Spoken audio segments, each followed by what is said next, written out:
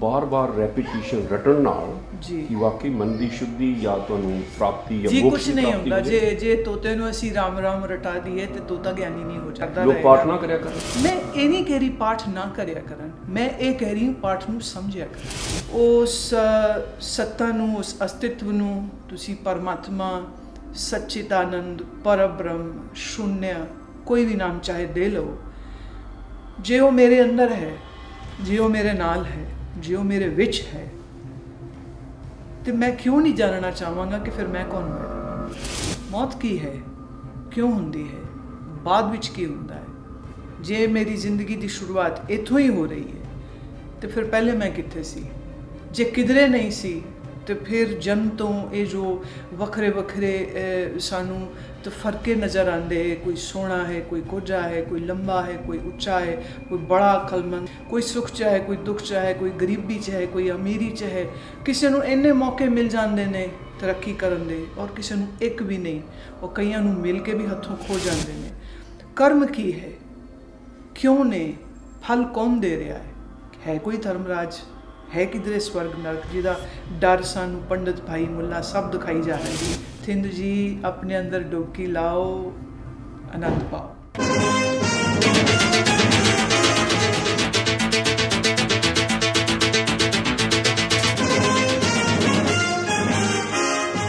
पिछले कुछ सालों दे विच ऑर्गेनाइज्ड रिलीजन तो लोग पिछे हटने शुरू हो गए। स्पिरिचुअलिज्म वाल, अध्यात्मकवाद वाल काफ़ी लोग झुक रहे हैं। इस दे कई सर्वेखण आए ने जिहदे विच बहुत सारे लोगों ने यह दस्सिया कि साडा जिहड़ा ऑर्गेनाइज्ड रिलीजन है उस दे विच विश्वास नहीं रहा अते लोग स्पिरिचुअलिज्म मैਡੀਟੇਸ਼ਨ दे विच बहुत दिलचस्पी लैण लग पे ने। जद भी किते दलाई लामा गए ने हज़ारां लोग उमड़ पे। आचार्य रजनीश के चेलियां दी परमार हो गई। योगी हरभजन सिंह आए, लोग उन्हां दे मगर चले गए। और स्पिरिचुअलिज्म के मैसेज दे विच इस नूं अगे लिजांदियां होइयां रूहानीयत का जिहड़ा सुनेहा सी जो गुरु मां लैके आए, लोगों ने बड़ा पसंद किया और हज़ारां जिंदगियां प्रभावित होईयां। गुरु मां आनंद मूर्ति पंजाबी, हिंदी, अंग्रेज़ी बोलियां की मुहारत के नाल नाल उन्हां दीयां गल्लां, उन्हां दी यथारत, असली प्रैक्टिकल ते सरल शब्दों में जो सुनेहा गया वो लोगों दीयां जिंदगियां तब्दील कर गया है। गुरु मां जी वैंकूवर के दौरे पर आए हुए ने, अज वो साडे नाल हन ते उन्हां नाल गलबात होएगी। जी आयां नूं जी, नमस्कार। नमस्कार। जिस तरह मैं दस रहा सी कि स्पिरिचुअलिज्म दे विच बड़ी दिलचस्पी हो गई है जी, तुसी इस दे बारे काफ़ी जानकारी दे रहे हो जी। की वजह हुई कि लोगों का ऑर्गेनाइज्ड रिलीजन तो विश्वास उठ रहा है? मेरा ख्याल है कि जो सुकून, जो जिंदगी नूं देखण समझण दी शक्ति, अपने झमेले दुख तकलीफां तो बाहर आने की ख्वाहिश और किधरे न किधरे हनेरे नूं चीर के रोशनी दे विच कदम रखने की चाहत हर इंसान की एक बुनियादी चाह भी है, अधिकार भी है, ज़रूरत भी है, मन की मंग भी है, दिमाग की लोड़ भी है। सिर्फ बुद्धिहीन सोचता नहीं है, ये उहदे कोल बड़ी वड्डी लग्जरी है। उन्होंने सोचने की लोड़ नहीं क्योंकि सोचने की क्षमता उहदे अंदर नहीं। पर जे दिमाग च सोचने की कुवत है, जे क्षमता है, तो डेफिनेटली बहुत सारे सवाल मन में उठनगे। और प्रॉब्लम ये आती है कि जो ये कहा जाए कि इस चीज़ से विश्वास कर लो तो चुप करके अखा बंद कर लो, तो जो असी कही उमें करते चले जाओ, एक सीमा तक तो जब तक बाल बुद्धि है वो कर लेगा। लेकिन जिथे वो बुद्धि थोड़ी जवानी दी अंगड़ाइयाँ आन लग पईयां, माने सोच विचार दे मुहांदरे उहदे दिमाग च पैने लग गए, उहदे अंदर बहुत सारे सवाल उठनगे। जो उन्होंने सवालों के जवाब सामने देने वाला कोई नहीं होएगा तो किधरे ना किधरे तो पाल शुरू जरूर हो जाएगी। और ख़ास गल ये है कि उस सत्ता नूं, उस अस्तित्व नूं तुसी परमात्मा, सच्चिदानंद, परब्रह्म, शून्य, कोई भी नाम चाहे दे लो। जे वो मेरे अंदर है, जे वो मेरे नाल है, जे वो मेरे विच है, तो मैं क्यों नहीं जानना चाहवांगा कि फिर मैं कौन होया। जे ये सच है तो फिर उस नूं जानने की चाह स्वाभाविक उठेगी ही उठेगी। दूसरा एक जो सब तो बड़ा खौफ कह लो, डर कह लो, जड़ा हर इंसान दे अंदर भी है, जानवरां च भी है, all sentient beings have it, and that is the fear of death. ਮੌਤ ਕੀ ਹੈ, ਕਿਉਂ ਹੁੰਦੀ ਹੈ, ਬਾਅਦ ਵਿੱਚ ਕੀ ਹੁੰਦਾ ਹੈ। ਜੇ ਮੇਰੀ ਜ਼ਿੰਦਗੀ ਦੀ ਸ਼ੁਰੂਆਤ ਇੱਥੋਂ ਹੀ ਹੋ ਰਹੀ ਹੈ ਤੇ ਫਿਰ ਪਹਿਲੇ ਮੈਂ ਕਿੱਥੇ ਸੀ। ਜੇ ਕਿਧਰੇ ਨਹੀਂ ਸੀ ਤੇ ਫਿਰ ਜਨਮ ਤੋਂ ਇਹ ਜੋ ਵੱਖਰੇ ਵੱਖਰੇ ਸਾਨੂੰ ਤਫਰਕੇ ਨਜ਼ਰ ਆਉਂਦੇ, ਕੋਈ ਸੋਹਣਾ ਹੈ, ਕੋਈ ਕੋਝਾ ਹੈ, ਕੋਈ ਲੰਬਾ ਹੈ, ਕੋਈ ਉੱਚਾ ਹੈ, ਕੋਈ ਬੜਾ ਅਕਲਮੰਦ, ਔਰ ਕੋਈ ਜਿਹਨੂੰ ਪੰਜਾਬੀ 'ਚ ਕਹਿੰਦੇ ਨੇ ਜਮਾਂ ਹੀ ਬੇਵਕੂਫ ਰਹਿ ਜਾਂਦਾ ਹੈ। ਉਹਨੂੰ ਤੁਸੀਂ ਦੇਣਾ ਵੀ ਚਾਹੋ ਤੇ ਉਹਨੂੰ ਅਕਲ ਨਾ ਆ ਸਕਦੀ, ਨਾ ਲੈ ਪਾਉਂਦਾ ਹੈ। ਕੋਈ ਸੁੱਖ 'ਚ ਹੈ, ਕੋਈ ਦੁੱਖ 'ਚ ਹੈ, ਕੋਈ ਗਰੀਬੀ 'ਚ ਹੈ, ਕੋਈ ਅਮੀਰੀ 'ਚ ਹੈ। ਕਿਸੇ ਨੂੰ ਇੰਨੇ ਮੌਕੇ ਮਿਲ ਜਾਂਦੇ ਨੇ ਤਰੱਕੀ ਕਰਨ ਦੇ, ਔਰ ਕਿਸੇ ਨੂੰ ਇੱਕ ਵੀ ਨਹੀਂ, ਉਹ ਕਈਆਂ ਨੂੰ ਮਿਲ ਕੇ ਵੀ ਹੱਥੋਂ ਖੋ ਜਾਂਦੇ ਨੇ। ਕਰਮ ਕੀ ਹੈ, ਕਿਉਂ ਨੇ, ਫਲ ਕੌਣ ਦੇ ਰਿਹਾ ਹੈ ਕੋਈ ਧਰਮਰਾਜ, ਹੈ ਕਿਧਰੇ ਸਵਰਗ ਨਰਕ ਜਿਹਦਾ ਡਰ ਸਾਨੂੰ ਪੰਡਤ ਭਾਈ ਮੁੱਲਾ ਸਭ ਦਿਖਾਈ ਜਾ ਰਹੇ ਨੇ। ਇਹ ਸਵਾਲ ਉੱਠਣੇ ਲਾਜ਼ਮੀ ਨੇ ਔਰ ਵਾਜਿਬ ਵੀ ਨੇ। ਉੱਠਣਗੇ ਸਵਾਲ ਤੇ ਜਵਾਬ ਪਹਿਲਾਂ ਤਿਆਰ ਹੁੰਦੇ ਨੇ, ਐਕਚੁਅਲੀ ਸਵਾਲ ਬਾਅਦ 'ਚੋਂ ਉੱਠਦੇ ਨੇ। ਫਿਰ ਉਹ ਸਵਾਲਾਂ ਦੀ ਜੋ ਖਿੱਚ ਹੈ ਉਹਨੂੰ ਉਹਦੇ ਜਵਾਬਾਂ ਤੱਕ ਜ਼ਰੂਰ ਲੈ ਕੇ ਜਾਂਦੀ ਹੈ। ਤੁਹਾਡਾ ਕੀ ਖਿਆਲ ਹੈ ਰੱਬ ਦੀ ਹੋਂਦ ਬਾਰੇ, ਸਵਰਗ ਤੇ ਨਰਕ ਬਾਰੇ? ਲੋਕ ਕਈ ਡਰਦੇ ਸਾਰੀ ਜ਼ਿੰਦਗੀ ਇਸ 'ਚ ਹੀ ਗੁਜ਼ਾਰ ਦਿੰਦੇ ਨੇ ਕਿ ਅਸੀਂ ਕਿਤੇ ਨਰਕਾਂ 'ਚ ਨਾ ਚਲੇ ਜਾਈਏ। ਤੁਸੀਂ ਇਸ 'ਚ ਵਿਸ਼ਵਾਸ ਕਰਦੇ ਹੋ? ਤੁਸੀਂ ਥਿਊਰੀ ਆਫ ਕਰਮ? ਸਵਾਲ ਵਿਸ਼ਵਾਸ ਦਾ ਨਹੀਂ ਹੈ, ਸਵਾਲ ਵਿਗਿਆਨ ਦਾ ਹੈ। ਸਵਾਲ ਵਿਸ਼ਵਾਸ ਦਾ ਅਸੀਂ ਨਹੀਂ ਲੈ ਕੇ ਆਵਾਂਗੇ ਜਿੱਥੇ ਗ੍ਰੈਵਿਟੀ ਦੀ ਗੱਲ ਆ ਜਾਏਗੀ। ਸਵਾਲ ਵਿਸ਼ਵਾਸ ਦਾ ਨਹੀਂ ਆਉਂਦਾ ਜਿੱਥੇ ਨਿਊਟਨਸ ਐਕਸ਼ਨ ਦੇ ਲਾਅ ਆ ਜਾਂਦੇ ਨੇ। ਸਵਾਲ ਅਸੀਂ ਕਦੀ ਨਹੀਂ ਉਠਾਵਾਂਗੇ ਜਿੱਥੇ ਆਇਨਸਟਾਈਨ ਦੀ ਥਿਊਰੀ ਆ ਜਾਏਗੀ। ਠੀਕ ਉਸੇ ਤਰ੍ਹਾਂ ਕਰਮ ਦੀ ਥਿਊਰੀ ਇੱਕ ਦਿਮਾਗ ਦੀ ਉਪਜ, ਕਿਸੇ ਦੀ ਕਲਪਨਾ ਨਹੀਂ ਹੈ। It is a fact, it is a phenomenon which is working. So you can't say ਮੇਰਾ ਇਹਦੇ 'ਚ ਵਿਸ਼ਵਾਸ ਹੈ ਜਾਂ ਮੇਰਾ ਇਹਦੇ 'ਚ ਵਿਸ਼ਵਾਸ ਨਹੀਂ। ਸਿਰਫ ਇੰਨੀ ਚੀਜ਼ ਹੈ ਕਿ ਜਿਵੇਂ ਅਸੀਂ ਆਇਨਸਟਾਈਨ ਦੀ ਥਿਊਰੀ ਨੂੰ ਪੜ੍ਹ ਲਈਏ, ਸਮਝ ਲਈਏ ਤੇ ਸਾਨੂੰ ਉਸ ਦੇ ਬਾਰੇ ਜਾਗਰੂਕਤੀ ਆ ਜਾਂਦੀ। ਜੇ ਨਾ ਪੜ੍ਹੀਏ ਤਾਂ ਉਹਦੇ ਬਾਰੇ ਕੁਝ ਵੀ ਨਹੀਂ ਪਤਾ। ਜਿਵੇਂ ਕਿਸੇ ਨੂੰ ਪੁੱਛਿਆ ਗਿਆ ਸੀਗਾ ਸਕੂਲ ਦੇ ਵਿੱਚ ਕਿ ਆਇਨਸਟਾਈਨ ਕੌਣ ਸੀ, ਤਾਂ ਉਹਨੇ ਬੜਾ ਦਿਮਾਗ ਲਾਇਆ ਤੇ ਸੋਚਣ ਤੋਂ ਬਾਅਦ ਕਹਿੰਦੇ ਸ਼ਾਇਦ ਅਮਰੀਕਾ ਦਾ ਕੋਈ ਪ੍ਰੈਜ਼ੀਡੈਂਟ ਸੀਗਾ। ਨਹੀਂ ਪਤਾ ਉਹਨੂੰ, ਨਹੀਂ ਖੋਜ ਉਸ ਦੀ, ਤਾਂ ਉਹਨੂੰ ਨਹੀਂ ਪਤਾ ਹੈ। ਲੇਕਿਨ ਆਇਨਸਟਾਈਨ ਨੇ ਕੀ ਸਾਨੂੰ ਦਿੱਤਾ, ਐਡੀਸਨ ਨੇ ਸਾਨੂੰ ਕੀ ਦਿੱਤਾ ਹੈ, ਉਸ ਦੇ ਵਿਗਿਆਨ ਦੀ ਅਸੀਂ ਚੀਜ਼ਾਂ ਅੱਜ ਵਰਤ ਰਹੇ ਹਾਂ। ਬਲਬ ਹੈ, ਟਿਊਬ ਹੈ, ਇਲੈਕਟ੍ਰਿਸਿਟੀ ਹੈ, ਫੋਨ ਨੇ, ਕੈਮਰਾ ਹੈ, ਟੈਲੀਕਮਿਊਨੀਕੇਸ਼ਨ ਹੈ। ਇਹ ਕਿਵੇਂ ਬਣਿਆ, ਕਿਸ ਤਰ੍ਹਾਂ ਬਣਿਆ, ਫੈਨੋਮੀਨਨਸ ਨੇ। ਇੱਥੇ ਵਿਸ਼ਵਾਸ ਨਹੀਂ ਆਉਂਦਾ। ਇਵੇਂ ਹੀ ਜਿੱਥੇ ਗੱਲ ਕਰਮ ਦੀ ਆ ਜਾਏਗੀ, ਜਿੱਥੇ ਗੱਲ ਈਸ਼ਵਰ ਦੀ ਆ ਜਾਏਗੀ, ਮੈਨੂੰ ਨਹੀਂ ਸਮਝ ਲੱਗਦੀ ਉਦੋਂ ਵਿਸ਼ਵਾਸ ਕਿਉਂ ਲਿਆਇਆ ਜਾਂਦਾ ਹੈ। ਵਿਸ਼ਵਾਸ ਕਰੋ, ਵਿਸ਼ਵਾਸ ਕਰੋ। ਮੈਂ ਕਿਉਂ ਵਿਸ਼ਵਾਸ ਕਰੂੰ? ਜੋ ਚੀਜ਼ ਮੇਰੇ ਸਾਹਮਣੇ ਹੈ ਮੈਂ ਉਹਨੂੰ ਜਾਣ ਲਾਂਗਾ, ਪਛਾਣ ਲਾਂਗਾ, ਮੈਂ ਵਿਸ਼ਵਾਸ ਕਿਉਂ ਕਰਾਂਗਾ? ਸੋ ਜਿਹੜੇ ਸਾਇੰਸਦਾਨ ਨੇ, ਜਿਉਂ-ਜਿਉਂ ਵਿਗਿਆਨ ਦਾ ਯੁੱਗ ਆਇਆ ਜੀ, ਵਿਗਿਆਨ ਨੇ ਜੋ ਚਾਨਣ ਕੀਤਾ ਜੀ, ਉਹਦੇ ਵਿੱਚੋਂ ਵਿਸ਼ਵਾਸ ਕਰ ਬਹੁਤ ਸਾਰੇ ਵਿਗਿਆਨੀ ਰੱਬ 'ਚ ਵਿਸ਼ਵਾਸ ਨਹੀਂ ਕਰਦੇ। ਤੁਸੀਂ ਵੀ ਇਸ ਤਰ੍ਹਾਂ ਮਹਿਸੂਸ ਕਰਦੇ? ਮੈਂ ਇਹਦੇ 'ਤੇ ਥੋੜ੍ਹਾ ਫਰਕ ਓਪੀਨੀਅਨ ਰੱਖਦੀ ਹਾਂ। ਅਗਰ ਤੁਸੀਂ ਆਇਨਸਟਾਈਨ ਦੀ ਆਖਰੀ ਸਟੇਟਮੈਂਟ ਜੋ ਉਹਨੇ ਆਪਣੀ ਮੌਤ ਤੋਂ ਪਹਿਲਾਂ ਦਿੱਤੀ ਹੈ ਤੇ ਉਸਨੇ ਦੋ ਚੀਜ਼ਾਂ ਕਬੂਲ ਕਰੀਆਂ। ਇੱਕ, ਉਹ ਕਹਿੰਦਾ ਜੇ ਮੈਂ ਅਗਲੀ ਵਾਰੀ ਜਨਮਿਆ, ਇਹਦਾ ਮਤਲਬ ਰੀਇਨਕਾਰਨੇਸ਼ਨ 'ਚ ਉਹਦਾ ਕਹਿ ਲਓ ਵਿਸ਼ਵਾਸ ਸੀ ਜਾਂ ਕਹਿ ਲਓ ਉਹਨੂੰ ਹੋਪ ਸੀ। ਉਹਨੇ ਕਿਹਾ ਸੀ if ever I get to be born again I don't want to be a scientist. ਕਿਉਂਕਿ ਇੱਕ ਪੁਆਇੰਟ ਦੇ ਉੱਪਰ ਆ ਜਾਣੇ ਤੋਂ ਬਾਅਦ ਉਸਦੀ ਸੋਚ ਨੂੰ ਅਸੀਂ ਕਹੀਏ ਕਿ ਫਾਜ਼ਲ ਸੋਚ ਹੋ ਗਈ, ਉਸਦੀ ਅਪਾਹਜ ਸੋਚ ਹੋ ਗਈ।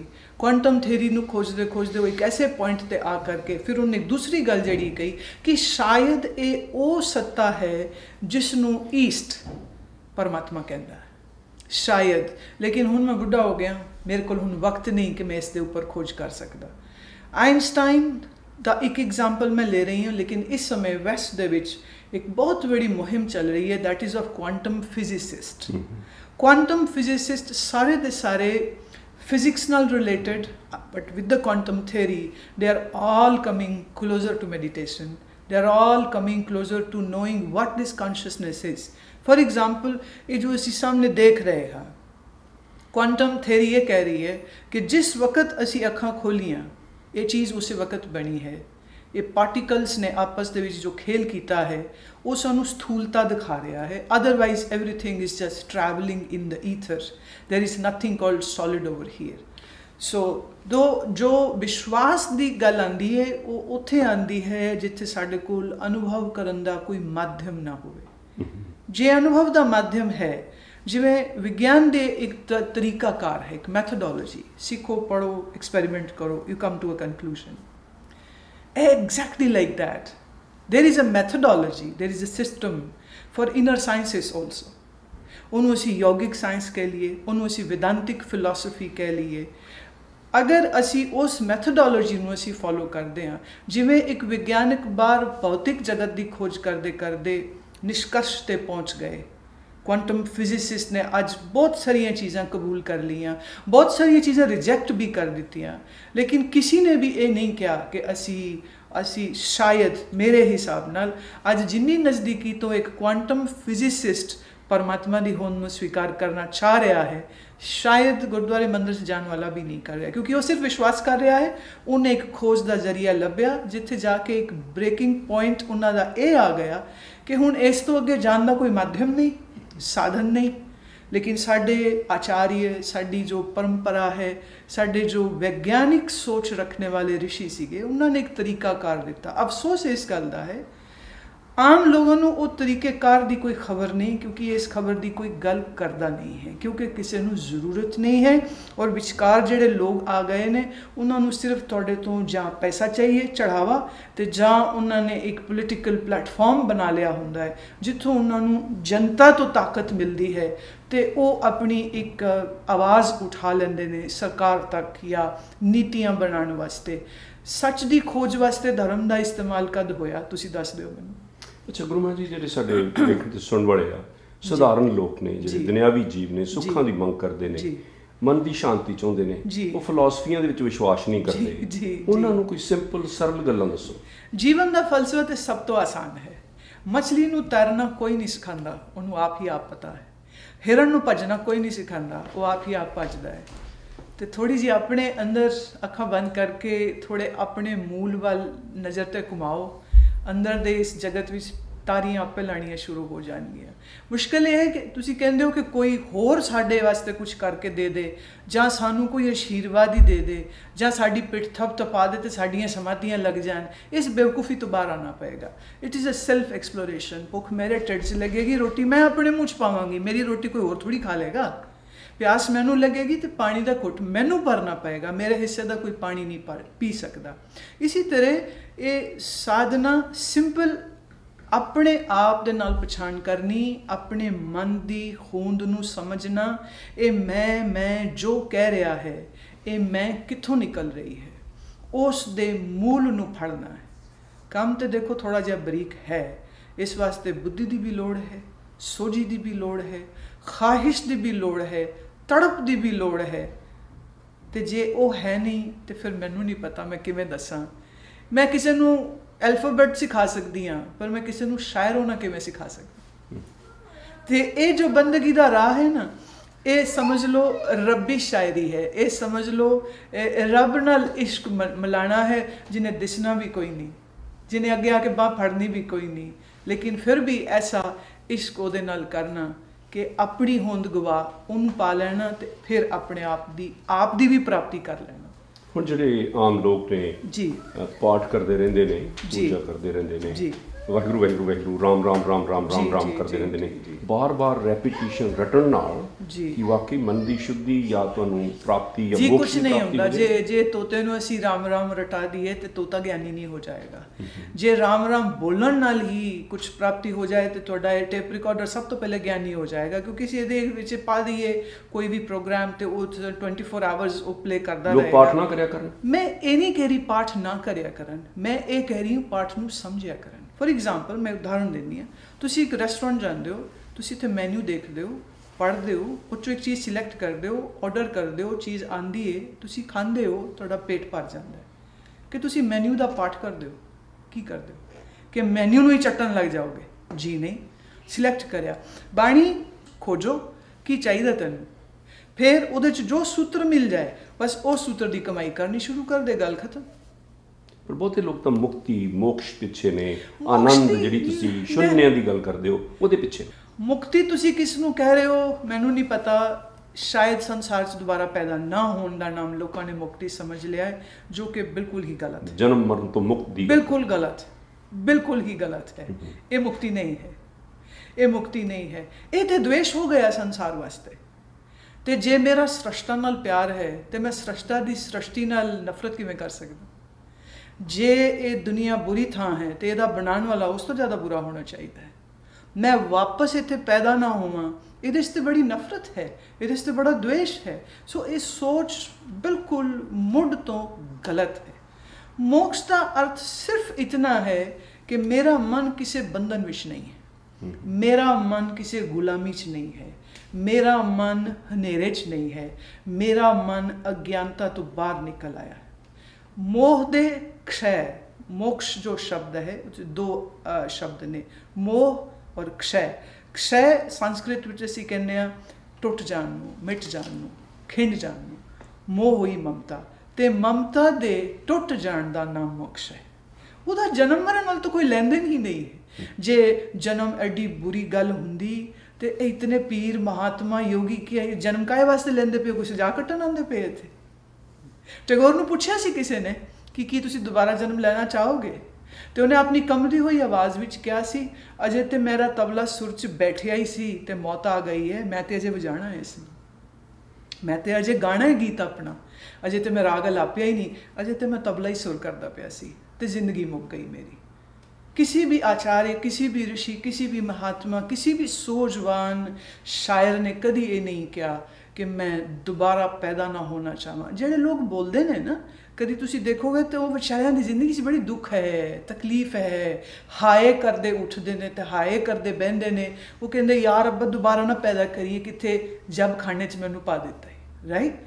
उन्होंने जीवन च दुख है, जिहदे जीवन च आनंद है वो सा लवे तां आनंद, सा ना आवे तां आनंद, जीवे तां आनंद, मौत हो जावे तां आनंद। इत्थों तक किसी ने किसी नूं कहा सी कि तेनू मैं जा शराप देना, तू ना नरकां नूं जावेगा। कहंदा जी बड़ी वधिया थावां, आपे भी नाम जपांगे तो उत्थे होरां नूं भी जपावांगे, थोड़ियां अग्गां ठंडियां हो जाणगियां, क्योंकि जिथे नाम दा अमृत बरसना है उत्थे ते ठंड पै ही जानी है। जरूर भेजो, शराप दिओ, होर तगड़ा दिओ, किधर मैं वापस ना आ जावां। अच्छा गुरु जी, ये दसो भी तुहाडा फैमिली यूनिट च कितना विश्वास है? सानूं ये हमेशा सिखाया गया कि गृहस्थी जीवन ही बेहतर है, ਇਹ रह के ही तुसी अपने आप ਨੂੰ पा सकते हो।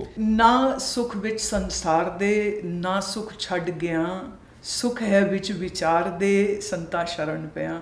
मैं संत कौन ने पहले भी कह चुकी हाँ, जिसने सच की पछाण करी, उदा भेस बाणे नाल कोई लेन देन नहीं है, उदा ड्रैस दे नाल कोई लेन देन नहीं है, जिन्हें भी सच की पछाण करी।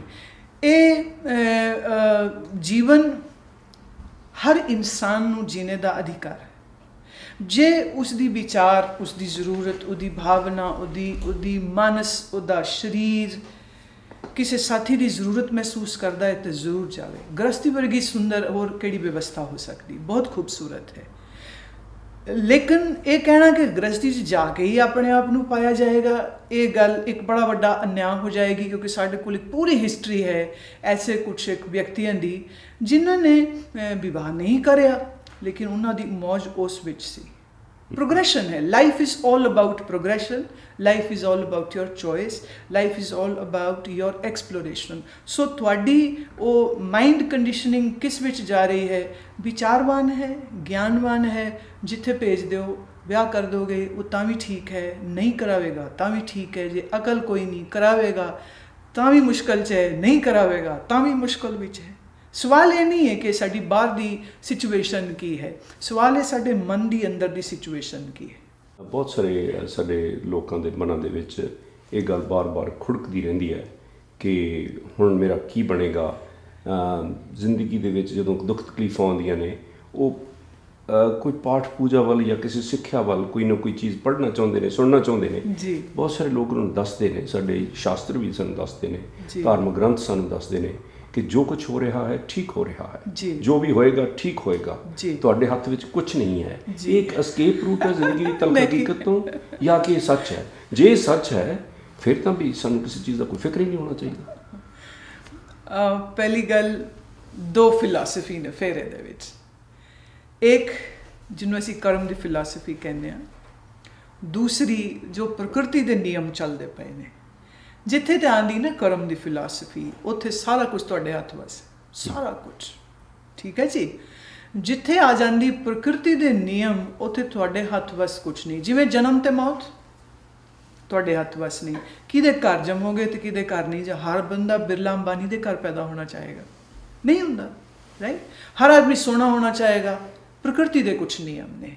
ਮਾਂ ਬਾਪ ਜਿਸ ਜਗ੍ਹਾ ਰਹਿੰਦੇ ਨੇ, ਜੈਸਾ ਉਹਨਾਂ ਦਾ ਖਾਣ ਪਾਨ ਹੈ, ਜੈਸੇ ਉਹਨਾਂ ਦੇ ਵਿਚਾਰ ਨੇ, ਜੈਸੀ ਉਹਨਾਂ ਦੀ ਸੋਚ ਹੈ, ਜੈਸੀ ਉਹਨਾਂ ਦੀ ਜੀਨੀਓਲੋਜੀ ਹੈ, ਉਹ ਉਸ ਦੇ ਨਾਲ ਰਿਲੇਟਿਡ ਉਸ ਜੀਵ ਦਾ ਉੱਥੇ ਜਨਮ ਹੋ ਜਾਏ। ਜਨਮ ਮੌਤ ਸਾਡੇ ਹੱਥ ਨਹੀਂ, ਸੰਜੋਗ ਵਿਜੋਗ ਵੀ ਸਾਡੇ ਹੱਥ ਨਹੀਂ। ਕੌਣ ਮਿਲੇਗਾ ਜ਼ਿੰਦਗੀ 'ਚ, ਕੌਣ ਨਹੀਂ ਮਿਲੇਗਾ, ਕੌਣ ਵਿਛੜ ਜਾਏਗਾ। ਅਤੇ ਕਈਆਂ ਨੂੰ ਅਸੀਂ ਆਪਣੇ ਤੋਂ ਦੂਰ ਕਰਨਾ ਚਾਹੁੰਦੇ ਹਾਂ, ਹੁੰਦਾ ਹੀ ਕੋਈ ਨਹੀਂ, ਰਾਈਟ। ਇਹ ਕੁਝ ਚੀਜ਼ਾਂ ਨੂੰ ਪ੍ਰਕਿਰਤੀ ਦੇ ਜਾਂ ਵਿਧੀ ਦੇ ਵਿਧਾਨ ਦੇ ਹੱਥ ਵਿੱਚ ਗਿਆ।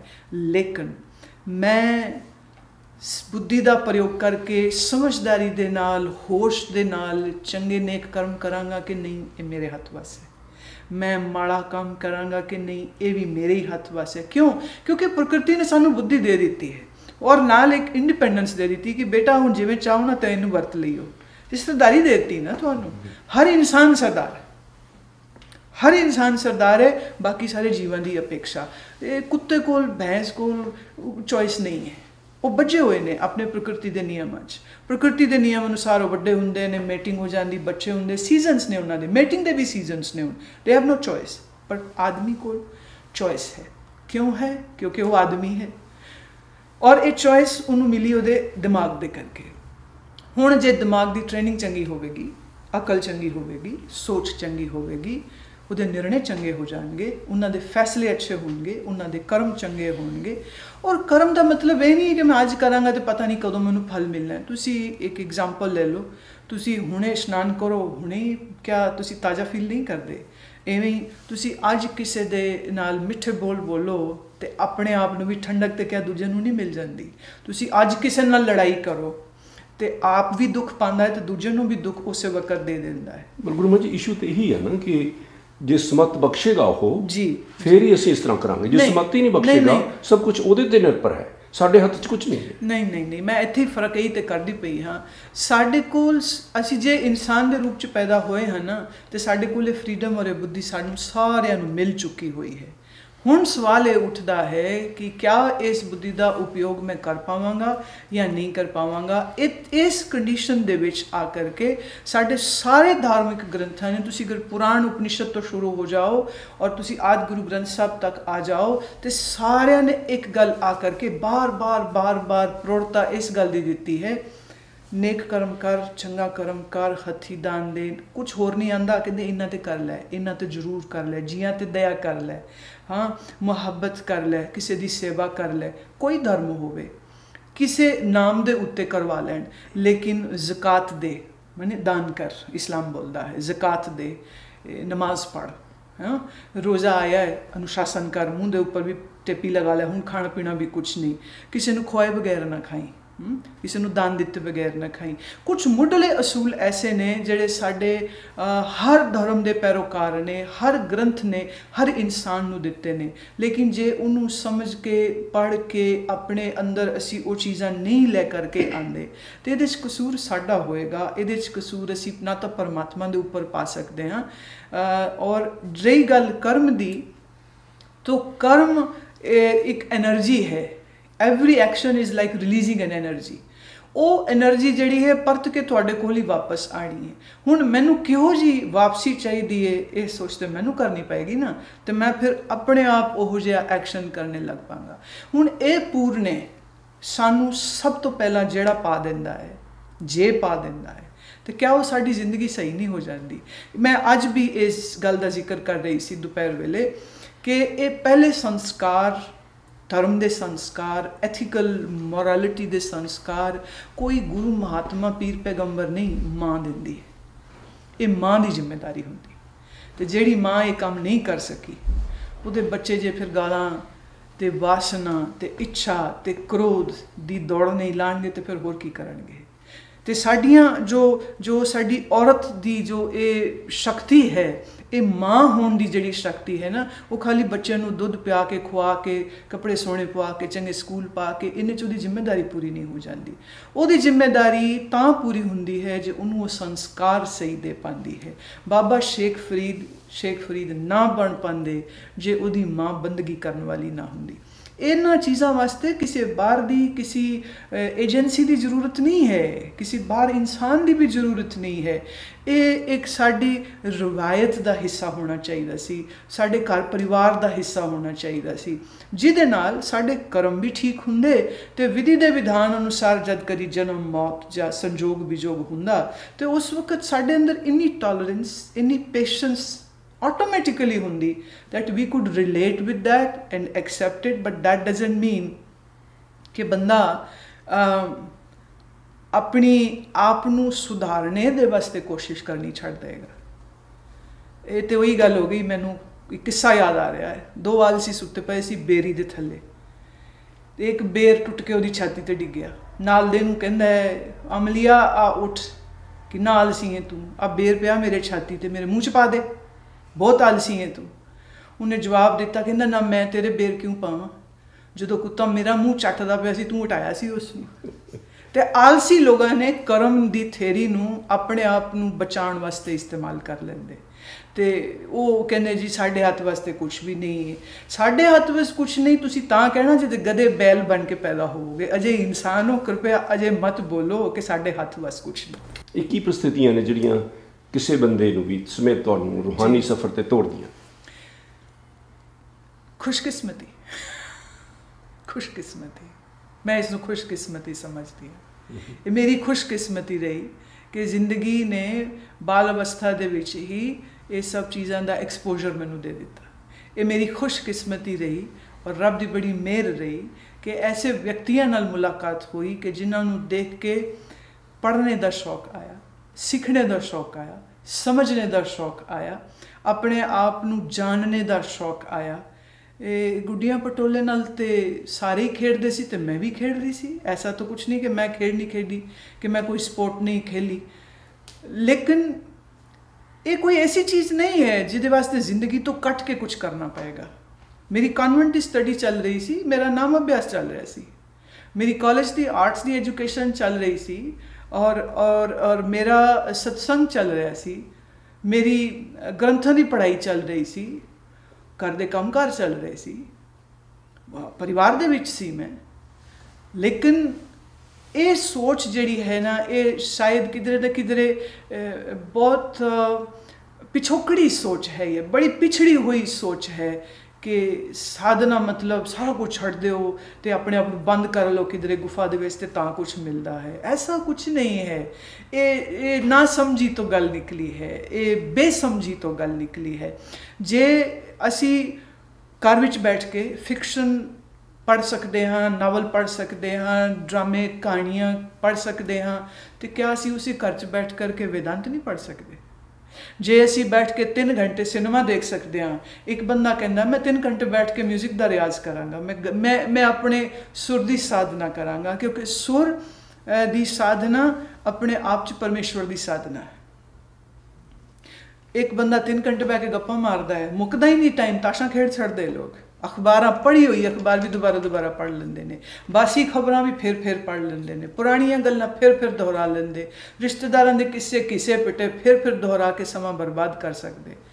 पर किसी नूं ये भी समझ आ सकती है कि मैं इस समय का उपयोग करां कि साडे कौन विद्वान होए, साडे कौन आचार्य होए, साडे कौन योगी होए, साडा योग मार्ग की है, साडा भक्ति का मार्ग की है, साडे कैसे संत महात्मा होए। हिस्ट्री तो हिस्ट्री तुसी हिटलर पढ़ लो, मुसोलिनी पढ़ लो, ताओ ते तुंग पढ़ लो, अथवा ज्ञानेश्वर पढ़ लो, गीता पढ़ लो, उपनिषद पढ़ लो, चॉइस इज़ योर्स। सो जो सारे काम करते पे ने वही ठीक है, ये मनना भी गलत है। सारे तो हट के जिन्हें जो कुछ किया वही वधिया है, ये मनना भी ठीक नहीं है। गुरुमा जी हुण अजकल संतां दा बाबियां दा बड़ा युग है, उस विच काफ़ी जिक्र चलता रहिंदा है। जदों असीं सुखमणी साहब पढ़दे हां संत शब्द बहुत वारी आउंदा जी। संत है, संत बाबे ने, गुरु ने, गुरु ते संत विच की फर्क है? कह नहीं सकती मैं कि तुसी की मेरे को सुनना चाह रहे हो, लेकिन मैं इतना ही बोल सकती हूँ कि संत का मतलब जिन्हों सत की खोज है, सत जिन्हें खोज लिया वो संत, सत जिहड़ा खोज रहा है वो साधु, ते दूसरे नूं समझाउण दा गुर जिहदे हथ आ गया वो होया गुरु। That's a difference. गुर माने आर्ट, गुर शब्द अगर देखें that means art, know how, technology, understanding. जिवें हर स्कूल जाने वाला हायर सैकेंडरी पास कर लेंदा है, BA सारे कर सकते ईजी, लेकिन गां दूसरे नूं पढ़ाना एक बिल्कुल दूसरी विद्या हो जाती। Teaching is a very different thing. जेड़ा आप तृप्त हो गया है संत है, जेड़ा हुण अपनी उस तृप्ति दे रस्ते नूं किसी होर नाल भी शेयर करना चाह रहा है, टीचर हो गया। टीचर कह लो, मास्टर कह लो, गुर जानदा है, गुर दे रहा है। ਇਹਦੇ ਵਿੱਚ ਬਾਹਰ ਤੋਂ ਜ਼ਿਆਦਾ ਸੰਬੰਧ ਅੰਦਰ ਦਾ। ਇਹਨੂੰ ਸੰਸਕ੍ਰਿਤ ਵਿੱਚ ਇੱਕ ਸ਼ਬਦ ਆਉਂਦਾ ਹੈ ਸਵੈ ਸੰਵੇਦਨਾ। You only know it what you have in you. ਜੇ ਖਾਲੀ ਪੀਪੇ ਹੋ ਤਾਂ ਤੁਹਾਨੂੰ ਪਤਾ ਹੈ, ਜੇ ਭਰੇ ਹੋਏ ਹੋ ਤਾਂ ਵੀ ਤੁਹਾਨੂੰ ਪਤਾ ਹੈ। ਜੇ ਬਾਹਰ ਦੇ ਭੇਸ ਤੋਂ ਜਾਂ ਗੱਲਬਾਤ ਤੋਂ ਕੋਈ ਸੰਤ ਦਿਖ ਜਾਏ ਤਾਂ ਮੇਰਾ ਖਿਆਲ ਹੈ ਫੈਂਸੀ ਡਰੈਸ ਜਾਂ ਐਕਟਰਸ ਦੇ can be very good, rather they like Charlie Chaplin was beaten up in his own competition, somebody was doing better than him. It is not a fancy dress, it is not matter of किन्ना वधिया वो बोल सकता है, it's a real time, किन्ना सोना वो act कर सकता है, सवाल ਇਹਦਾ नहीं है। कबीर साहब खड्डी चलाते रहे, रैदास साहब जी चमड़े का काम करते रहे, नामदेव जी कपड़े का काम करते रहे हैं, लेकिन संत क्या नहीं सी हो? क्या वो गुरु नहीं सीगे? क्या सिर्फ स्वामी रामानंद ही गुरु सी जिन्होंने भगवे पाए सी? नहीं, कबीर साहब भी उन्ने ही सन। बल्कि मैनू याद पे आ रही है वो घटना जिस दिन स्वामी रामानंद ने कबीर साहब ने क्या सीगा कि कबीर जी हुण इत्थे ना आया करो, हुण अपना सत्संग लगाओ, हुण तुहाडा वो समा मुक गया जदों तुसीं बैठ के मैनू सुनो, हुण तुसीं जगदे हुए दीवे हो, जाओ कुछ होर दीवे जगाओ, हुण इत्थे ना आया करो, हुण तुहाडा इत्थे आउण दा कोई फायदा नहीं है। इत्थे कोई डेरा कोई गुरुडम दा प्रश्न नहीं है। एक दीवा किसी अंदर जग गया है, हुण वो रोशनी दे सकता है। एक कहना मैं रोशनी किसी नूं की देनी, मैं आप जी आप मस्त हाँ, संत हो गया। कहना मैं अपनी रोशनी दूजे नाल वंड लवां, गुरु हो गया। अजे लभदा पिया है, साधु है। अच्छा, एक गल मैनूं होर जरूर दसो जी भी तुसीं मैनूं रेडियो प्रोग्राम दे विच दस्सिया सी कि मैं आनंद की अवस्था च महसूस करदी हां जी। किवें लगदा इस अवस्था जाके यही शून्य गूंगे केरी सरकरा पूछे ते मुस्काए। कबीर जी ने कहा सी, मैं कहनी है साडे कोल जुबानां ने, सानू मिठे खवा लो, सानू पुछोगे असीं भी मिठा एक्सप्लेन नहीं कर पावांगे कि मिठा कैसा है, गुड़ वर्गा, चीनी वर्गा, चॉकलेट वर्गा, मिश्री वर्गा, एक्सप्लेन फिर भी नहीं होया। हार के कहना पड़ेगा ला भाई मुंह खोल, मुँह मिश्री पा ले, आप ही खा ले। तो मैं जो महसूस कर रही हूँ उसनूं मैं किवें शब्दां च बयान करा। मैं इन्ना ही कहांगी, थिंद जी अपने अंदर डुबकी लाओ, आनंद पाओ, फिर मैं पुछांगी तुहानूं की महसूस कर रहे। ते अखीर दे विच तुसीं की दस्सना चाहोगे साडे वेखण ते सुणन वालियां नूं? ਜ਼ਰੂਰ ਉਹ ਟਿਪਸ ਦਿਓ ਜਿਹਦੇ ਨਾਲ ਉਹ ਆਪਣੀ ਜ਼ਿੰਦਗੀ ਸੌਖੀ ਕਰ ਸਕਣ, ਮਨ ਦੀ ਥੋੜੀ ਬਹੁਤ ਸ਼ਾਂਤੀ ਤੇ ਆਏ, ਦੌਲਤ ਨਾ ਆਈ ਤਾਂ ਸਕੂਨ ਤਾਂ ਮਿਲੇ। ਜੀ ਉਹਦੇ ਵਾਸਤੇ ਬੜਾ ਆਸਾਨ ਤਰੀਕਾ ਹੈ ਕਿ ਹੋ ਸਕੇ ਤਾਂ ਸਵੇਰ ਵੇਲੇ ਇਸ਼ਨਾਨ ਕਰਕੇ ਬੈਠ ਜਾਓ, ਰੀੜ੍ਹ ਦੀ ਹੱਡੀ ਸਿੱਧੀ ਕਰਕੇ ਸਰੀਰ ਨੂੰ ਪੂਰਾ ਟਿਕਾ ਲਓ, ਸਥਿਰ ਕਰ ਲਓ। ਚਾਹੇ ਸੋਫੇ ਤੇ ਬੈਠੋ, जे तकलीफ है ज़मीन ते नहीं बैठ सकते, पर रीढ़ की हड्डी तुहाडी सीधी रहनी चाहिए, गर्दन ना हिले, सिर ना हिले, 90 degree angle, spine neck and head should be. फिर उस तो बाद अपने नेत्र बंद कर लो जिवें रात सौण वक्त करते हो। फिर श्वास नूं इतना को लंबा लो कि ना तो उहदी आवाज़ आवे, ना कोई झटका आवे। वैरी स्लो इनहेलेशन कि तुहाडी छाती फैले, पेट फैले, धीरे धीरे फुलाना नहीं है, सिर्फ साह हौली हौली लेंदे जाना, हौली हौली साह नूं फिर बाहर कढ़दे जाना, एक रिदम दे विच आ जाए। ਇਹਦੇ ਲਈ ਸੁਝਾਅ ਦਿੰਦੀ ਹਾਂ ਕਿ ਸ਼ੁਰੂਆਤ ਵਿੱਚ ਇੰਜ ਵੀ ਕਰ ਸਕਦੇ ਹੋ ਕਿ ਜਦੋਂ ਸਾਹ ਭਰਨਾ ਸ਼ੁਰੂ ਕਰੋ ਤਾਂ ਮਨ ਵਿੱਚ 1 2 3 ਮੈਟਰੋਨੋਮ ਦੀ ਗਿਣਤੀ ਦੀ ਤਰ੍ਹਾਂ ਲੈ ਲਓ, ਔਰ ਜੇ 3 ਦੀ ਗਿਣਤੀ 'ਚ ਸਾਹ ਭਰਿਆ ਤਾਂ 3 ਵਿੱਚ ਹੀ ਛੂਟੇ, ਜੇ 5 ਵਿੱਚ ਲਿਆ ਤਾਂ 5 ਵਿੱਚ ਛੂਟੇ। ਇੱਕ ਵਾਰ ਇਹ ਅਭਿਆਸ 2 ਕੁ ਮਹੀਨੇ ਕਰ ਲਓ। फिर उस तो बाद जे साह 6 गिनती का भरिया है, 1 2 3 4 5 6, पर बाहर 12 हो जाए। ये मैं बिल्कुल सरल तरीका प्राणायाम का दस रही हाँ। जिहड़ी साडी इनहेलेशन होवे, एक्सहेलेशन उस तो डबल होने लग जाए। सिंपलेस्ट वे 15 ਮਿੰਟ 20 ਮਿੰਟ ਇਸ ਨੂੰ ਦਿਓ। ਕੋਸ਼ਿਸ਼ ਕਰੋ ਉਹਦੇ 'ਚ ਸਰੀਰ ਨਾ ਹਿੱਲੇ, ਅੱਖ ਨਾ ਖੁੱਲੇ। ਹੋ ਸਕੇ ਤਾਂ ਕੋਈ ਕਲਾਸੀਕਲ ਮਿਊਜ਼ਿਕ ਜਾਂ ਤਾਨਪੁਰਾ ਲਗਾ ਸਕਦੇ ਹੋ ਤਾਂ ਕਿ ਬਾਹਰ ਦੀ ਕਿਸੇ ਆਵਾਜ਼ ਨੂੰ ਸੁਣ ਕੇ ਮਨ ਭਟਕੇ ਨਹੀਂ। ਤੁਹਾਡਾ ਪੂਰਾ ਧਿਆਨ ਨਾਸ ਦੇ ਇਹ ਛੇਦ ਦੇ ਉੱਤੇ ਰਹੇ ਕਿ ਸਾਹ ਦਾ ਆਉਣ ਜਾਣਾ ਤੁਸੀਂ ਦੇਖ ਸਕੋ, ਮਹਿਸੂਸ ਕਰ ਸਕੋ। ਉਹ ਜੋ ਵਾਈਬ੍ਰੇਸ਼ਨ ਕ੍ਰੀਏਟ ਹੋ ਰਹੀ ਹੈ, ਹੌਲੀ ਹੌਲੀ ਉਹ ਵਾਈਬ੍ਰੇਸ਼ਨ ਨੂੰ ਤੁਸੀਂ ਮਹਿਸੂਸ ਕਰਨ ਦੀ ਤੁਹਾਡੀ ਸੈਂਸਿਟੀਵਿਟੀ, ਤੁਹਾਡੀ ਅਵੇਅਰਨੈਸ, ਤੁਹਾਡੀ ਇਕਾਗਰਤਾ ਇੰਨੀ ਵੱਧ ਜਾਏਗੀ ਕਿ ਸਾਹ ਦਾ ਤੋੜ ਅੰਦਰ ਤੱਕ ਜਾਣਾ, ਫੇਫੜਿਆਂ ਦਾ ਫੈਲਣਾ ਮਹਿਸੂਸ ਹੋਣ ਲੱਗ ਜਾਏਗਾ। ਔਰ ਜਿਵੇਂ ਜਿਵੇਂ ਤੁਹਾਡਾ ਸਾਹ ਗਹਿਰਾ ਹੁੰਦਾ ਜਾਏਗਾ, ਉਨੀ ਮਾਤਰਾ 'ਚ ਆਕਸੀਜਨ ਤੁਹਾਡੇ ਬ੍ਰੇਨ ਨੂੰ ਜ਼ਿਆਦਾ ਮਿਲੇਗੀ। ਆਸਾਨ ਜਵਾਬ, मन बड़ा ठहरने लग जाएगा, टिकने लग जाएगा। और फिर चाहो ਤਾਂ ਤੁਸੀਂ ਮੰਤਰ ਕਰ ਲਿਓ, क्योंकि ਹੁਣ मन कुछ रुक गया है, कुछ दौड़ कट गई है, शरीर टिक गया है। फिर चाहो तो कुछ देर मंत्र कर लो, फिर चाहो तो कुछ देर वास्ते धारणा भी कर सकते हो।